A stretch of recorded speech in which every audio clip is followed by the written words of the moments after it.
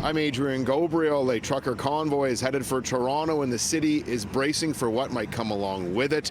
Now, I'm here standing at the intersection of College and University. Normally, cars would be zipping by me, though this intersection and blocks on either end have been completely shut down. Queen's Park is to my north. That's where the protest is supposed to be taking place tomorrow, though authorities are doing the best to keep trucks as far away from Queen's Park as possible. As you can see behind me to the east, College Street shut down for blocks and blocks.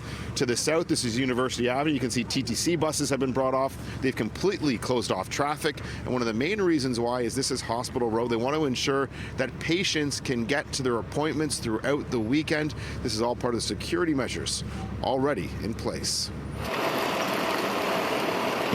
Police setting up roadblocks.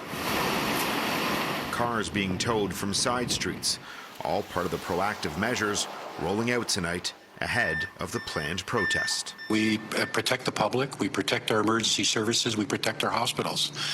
And given some of the information that we've received, we feel that these steps are appropriate.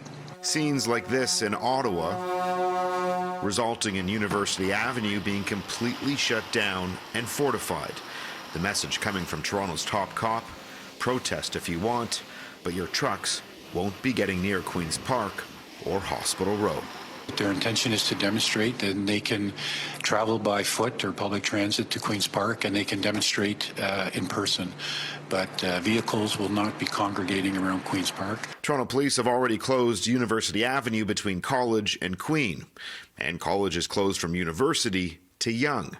All paid street parking has temporarily been revoked on and around University Avenue and Queen's Park. We all want to do everything we can to avoid the situation that we're seeing in Ottawa. What remains to be seen is just how much leash truckers and their supporters will be given here in Toronto.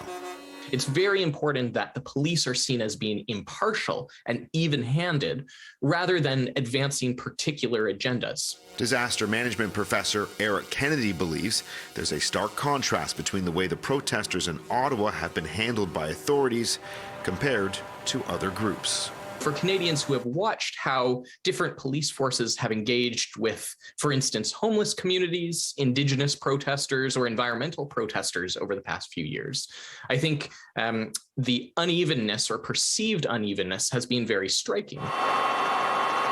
With truckers and farm tractors already circling behind Queen's Park tonight, and the Toronto Mounted Unit also out in full force, Professor Kennedy will be closely watching to see if police are able to proactively de-escalate the tense situations which could unfold this weekend. On one hand, people have a right to be able to share their views, to be able to protest, and even to be able to protest in ways that inconvenience other people as a way of raising their message. On the other side, your right to do things is limited when it interferes with other people's rights. Anyone who attempts to disrupt hospital access and routes of emergency operations, including ambulance, fire, or police, will be subject to strict enforcement. Now, as mentioned, access to hospitals will be a main sticking point throughout the weekend, and there's already a counter-protest being planned by healthcare workers who are coming together to use their voices and speak to the importance of access to healthcare for all. I'm Adrian Ghobrial for City News.